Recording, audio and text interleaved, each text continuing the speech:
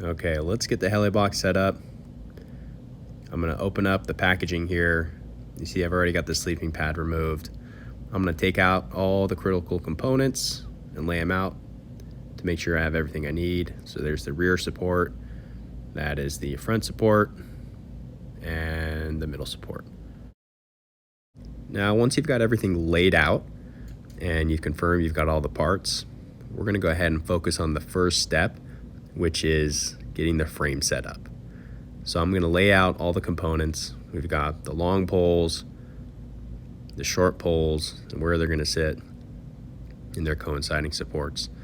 So first things first, let's get the long pole attached to the front support.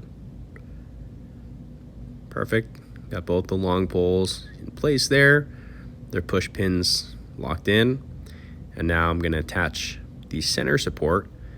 So the center support has got two labels on it. One side says front/center or middle, and then rear/center or middle.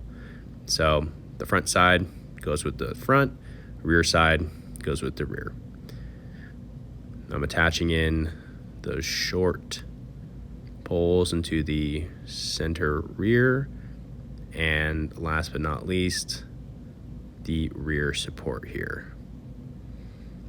Wiggle it in place, lock in those pins, and we're good to go. Now we've got the frame set up, locked and loaded.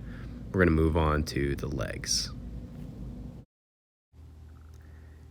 Now for the selection of legs that you're going to insert into the frame, the front are either going to be long or short, and the center and the rear are always going to be the short legs.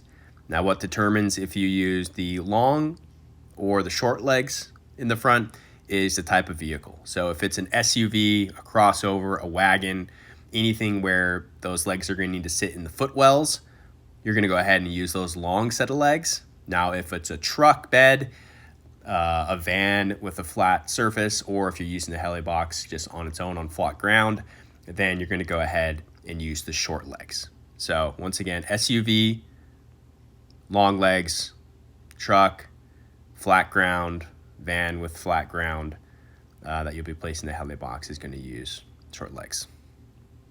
Tightening the legs in place is extremely easy. You'll have that provided Allen key, and you can start with the long end to get some of the initial tightening out of the way, and then you're going to finish off with the short end, making sure it's nice and snug.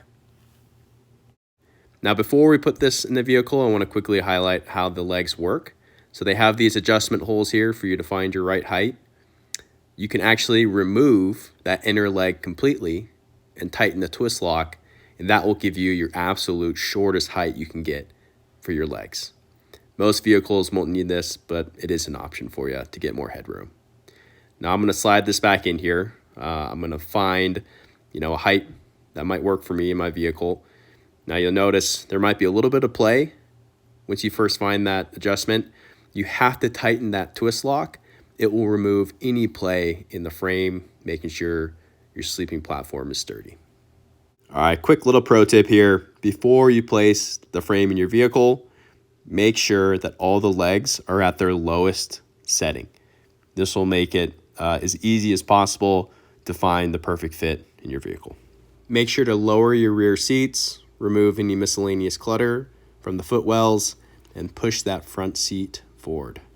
All right, let's get this frame in here. You can see I've got the long legs up in the front because this is going into an SUV. It's my 3rd Gen 4Runner.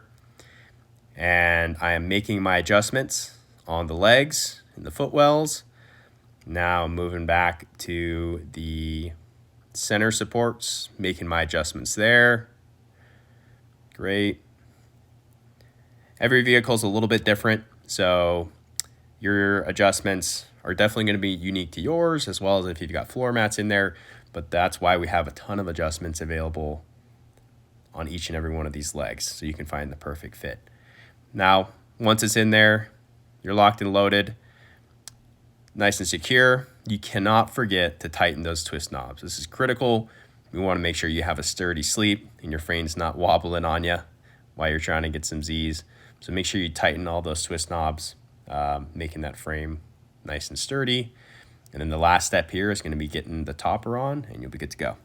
Now take your wooden topper, lay it on the frame, grab the slat that has a logo on it, I know mine doesn't, and insert it right into the outcropping of the rear frame there.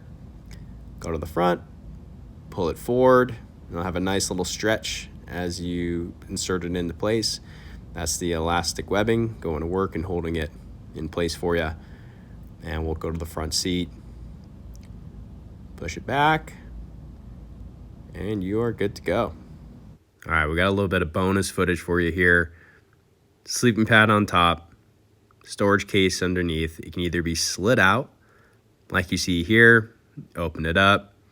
It's compartmentalized, store all your gear and your goodies for your trip. Or you can move the pad to the side and slide open that topper to access additional gear that might be under there, or just get a different access point to the storage if your frame's set at a lower height.